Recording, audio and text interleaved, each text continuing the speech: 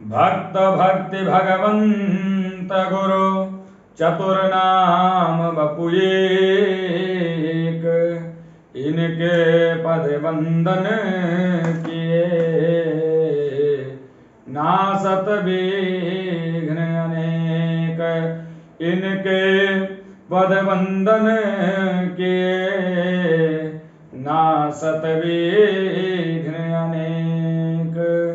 आइए हनुमंत विराजे कथा कहूँ मति अनुसार। प्रेम सहित गादी धरो पधारिए पवन कुमार। पधारिए पवन कुमार। जय श्री राधे, जय श्री श्याम। आप सभी लोग का बहुत बहुत स्वागत हमारे इस YouTube चैनल सनातन ज्ञान गंगा में। आज हम लोग भक्तमाल की कथा को श्रवण करेंगे। भक्तमाल की एक छोटे से भक्त श्री जसू जी महाराज, संत श्री जसू जी, उनकी कथा को हम लोग श्रवण करेंगे। महाराज, कहा गया है कि यदि आपको मुक्ति को प्राप्त करना है तो आपको आसरा लेना पड़ेगा, आश्रय लेना पड़ेगा। किसका आश्रय लेना पड़ेगा? इस मृत्यु लोक में यदि आपको मुक्ति को प्राप्त करना है, मुक्ति के मार्ग को सुगम करना है, प्रशस्त करना है, अच्छे से समझना है, तो आपको किसी महाजनों इन गता सपंथा, जिस मार्ग से अच्छे विद्वत लोग गुजरे हैं, उस मार्ग को आप पकड़ लीजिए, आपको ईश्वर अवश्य प्राप्त हो जाएगा। तो ईश्वर के मार्ग में यदि आपको जाना है तो भक्तों का आश्रय लेना पड़ता है। जैसे कि आप सभी ने गजेंद्र और ग्राह की कथा को श्रवण किया होगा, तो ग्राह क्या करता है? ग्राह को भगवान जब गजराज को सूंड पकड़ करके बाहर निकालते हैं, सर्वप्रथम ग्राह का उद्धार करते हैं। यह ग्राह कौन है? यह ग्राह पूर्व जन्म का हुहु नाम का देवता।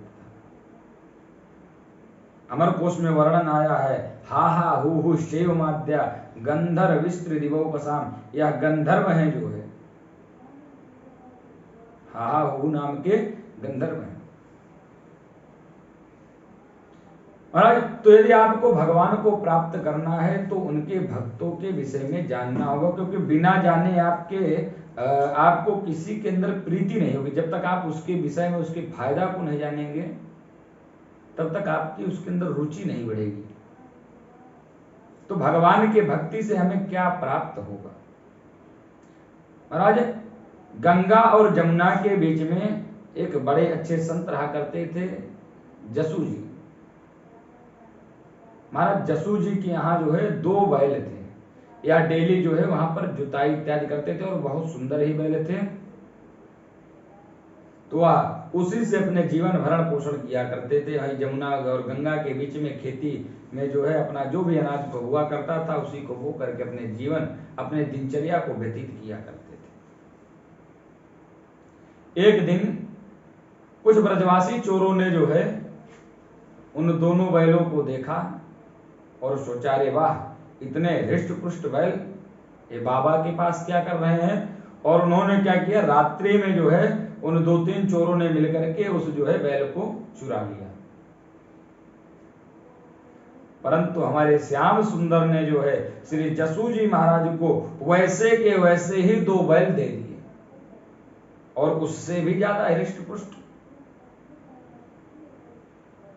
और दोनों बैलों में अच्छा तालमेल, या जब जुताई करते थे दोनों बड़े ही लाड प्यार से रहा करते थे, पहले से अच्छे से रहा करते थे।